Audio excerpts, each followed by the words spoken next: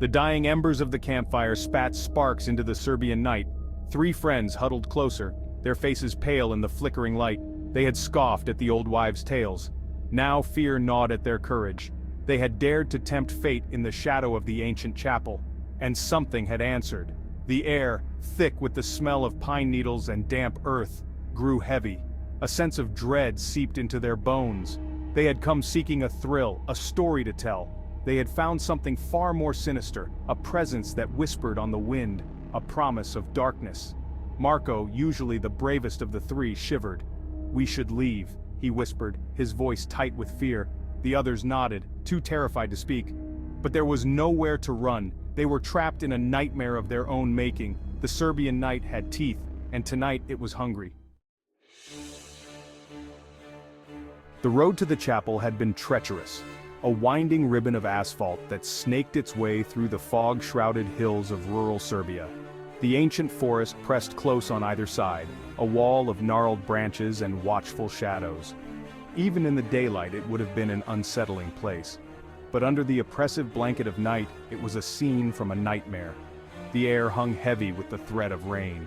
Mist swirled through the trees, tendrils of white reaching out like skeletal fingers. The silence was absolute, broken only by the rhythmic thud of their hearts. It was a silence that screamed, a silence pregnant with unseen menace. They had laughed as they drove, their voices loud against the oppressive silence. But with each passing mile, the laughter had died down, replaced by a nervous tension. Now, the silence was deafening. It was the silence of anticipation, the silence of prey that knows the predator is near. They had set up camp near a crumbling stone chapel, a place whispered to be cursed, a place where the veil between this world and the next was thin. Marko had scoffed at the stories. Old superstitions, he'd called them, but even he had felt a shiver run down his spine as they unloaded the car. "They say a young woman haunts these woods," whispered Zoran, his eyes wide with fear. Driven mad by grief, she dances for eternity. Marko had laughed, a forced, uneasy sound. But Nikola, the quietest of the three, had shuddered. He had heard the stories. He knew the legends. They built their fire in the shadow of the chapel, the flames a meager defense against the encroaching darkness. As the night deepened, so too did the stories. Tales of lost souls and vengeful spirits, each story adding another layer of fear to the already oppressive atmosphere. A low, mournful sound drifted through the trees, carried by the wind like a ghostly whisper.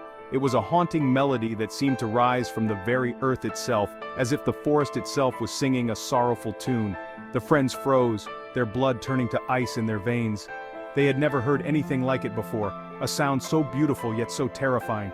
The sound was faint at first, distant, like a memory from a forgotten dream, but it grew steadily louder, closer, as if the source of the melody was moving towards them. It was a sound that spoke of sorrow and madness, a lament that seemed to echo through time, a sound that chilled them to the core, making their hearts race with fear. Marko strained his ears, trying to place the source of the sound. It was unlike anything he had ever heard before. It seemed to be coming from the direction of the chapel, but that was impossible. The chapel had been abandoned for years. There was no one else for miles. The forest was supposed to be empty, devoid of any human presence. No one human, at least. The thought of something else lurking in the darkness sent chills down their spines. The thought sent a shiver down his spine. What could be making such a haunting sound? "What is that?" whispered Nikola, his voice barely a breath.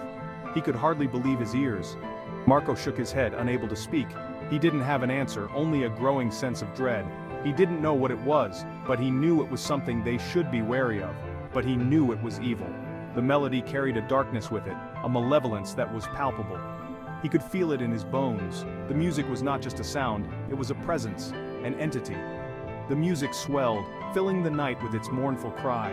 It was as if the forest itself was weeping. It was a siren's call, beckoning them closer to the darkness. The friends knew they should turn back, but the melody was irresistible, pulling them deeper into the forest. With each step, the music grew louder, more insistent. It was as if the forest was alive, guiding them towards an unknown fate. They exchanged nervous glances, each one wondering if they should continue, but the pull of the melody was too strong to resist. The path led them closer to the chapel, the source of the haunting melody. They could see its silhouette through the trees, a dark shadow against the night sky. They stood at the edge of the forest, staring at the chapel. The music was louder now, almost deafening. They knew they had to find out what was causing it, even if it meant facing their deepest fears. With a deep breath, they steeled themselves and took the first step towards the chapel, ready to uncover the mystery of the melody carried on the wind. A figure emerged from the fog. It was as if the mist itself had given birth to this shadowy presence, a being that seemed to belong to another realm entirely. A woman, her long black hair flowing in the wind.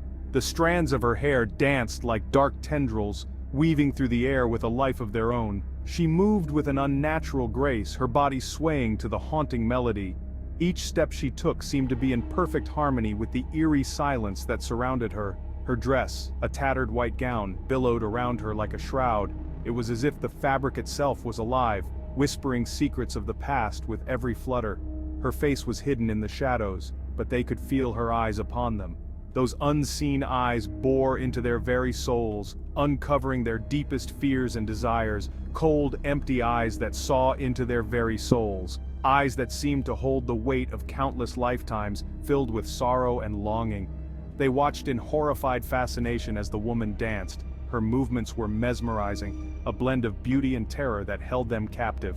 Her movements were both beautiful and terrifying. Each twirl and leap was a delicate balance between grace and menace, a dance that seemed to defy the very laws of nature. She was like a creature from a nightmare, both alluring and repulsive. Her presence was a paradox, drawing them in even as it pushed them away. The Danserka, the locals called her. The dancing lady, stories of her had been whispered for generations, tales of a ghostly figure who danced in the fog, luring the unwary to their doom. She was said to lure men to their deaths with her hypnotic dance. Her movements were a siren's call, irresistible and deadly, leading them deeper into the mist where they would never be seen again. The air grew colder as she danced, the temperature plummeting with each graceful step. It was as if her very presence drained the warmth from the world, leaving only a chilling void. The scent of damp earth and decaying leaves filled the air, a suffocating perfume that spoke of death and decay. It was a reminder of the forest's ancient secrets, buried beneath layers of time and mist. The friends huddled closer, their eyes glued to the spectral figure. They could feel the weight of her gaze, a tangible force that pressed down on them, making it hard to breathe. They were paralyzed with fear, unable to move, unable to breathe. The Danserka's dance held them in a vice-like grip, a spell that bound them to the spot, helpless and terrified. Luka, drawn by the haunting melody and the ethereal beauty of the dancer, felt a strange compulsion he couldn't resist. He couldn't tear his eyes away, completely captivated. It was like a force was pulling him towards her, towards the swirling darkness that surrounded her, enveloping her form. His heart pounded in his chest, a frantic tattoo against his ribs, echoing his fear. He took a step forward, then another, unable to stop. "Luka, no!" Marko's cry was a desperate plea lost on the wind. Luka couldn't hear him. He was lost in the Danserka's spell, his will dissolving with every note of the mournful music. He was no longer in control of his own body. He stumbled towards the ghostly figure, his movements jerky and disjointed. His face was slack, his eyes vacant. He moved like a puppet, his strings pulled by an unseen hand. The Danserka smiled, a chilling, predatory grin that spread across her face like a crack in a porcelain mask, revealing her true nature. Marko and Nikola watched in horror as their friend was consumed by the darkness. The night seemed to swallow Luka whole, his screams fading into an eerie silence that left the forest even more menacing. The trees, tall and ancient, seemed to close in around them, their gnarled branches like skeletal fingers reaching out to claim more victims. They knew they had to get out of there. The forest was alive with unseen terrors, and every rustle of leaves or snap of a twig sent shivers down their spines. Their breaths came in ragged gasps as they sprinted through the underbrush, the weight of their fear propelling them forward. Had to escape the cursed clearing before they too were lost. The clearing was a place of legend whispered about in hushed tones by the villagers. It was said that those who entered never returned, their souls trapped in an eternal dance with the spirits of the forest. With a surge of adrenaline, Marko lunged for Nikola, grabbing his arm and dragging him back towards the car. The vehicle was their only hope, a fragile sanctuary against the encroaching darkness. They stumbled over roots and rocks, their desperation lending them strength they didn't know they had. "We have to go, now!" he screamed, his voice raw with terror. The urgency in his voice was unmistakable, a primal cry that cut through the night. Nikola didn't need to be told twice. He could feel the malevolent presence closing in on them. They scrambled into the car, fumbling with the keys in their haste. Every second felt like an eternity as they struggled to get the engine started. The air inside the car was thick with tension, their hearts pounding in unison with the frantic rhythm of their movements. The engine roared to life, a sound both reassuring and terrifying in the stillness of the night. The headlights cut through the darkness, illuminating the twisted shapes of the trees as they sped down the narrow path.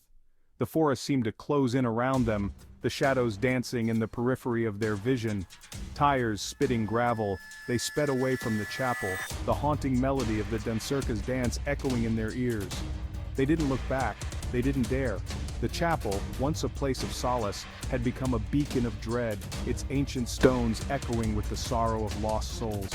They knew that if they looked back, they would see him, Luka, their friend, now a part of the forest's dark legend. The thought of his fate was too much to bear, and they focused on the road ahead, their minds racing with fear and sorrow. Luka, forever bound to the dancing lady, his soul forfeit to the darkness. The legend of the Danserka was more than just a story, it was a curse that had claimed many before him.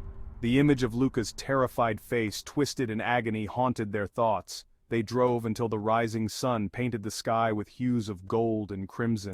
The first light of dawn brought a semblance of safety, but the horrors of the night lingered in their minds. The beauty of the sunrise was a stark contrast to the terror they had just escaped. But even the warm light of dawn couldn't chase away the chill that had settled deep in their bones. The events of the night had left an indelible mark on their souls, a reminder of the darkness that lurked just beyond the edge of the light. They had looked into the abyss. The forest, with its ancient secrets and malevolent spirits, had shown them a world beyond their understanding. A world where the line between the living and the dead was blurred, and the abyss had looked back. The darkness had a life of its own, a sentient force that had marked them. They knew that they would never be the same, forever changed by their flight through the Serbian night.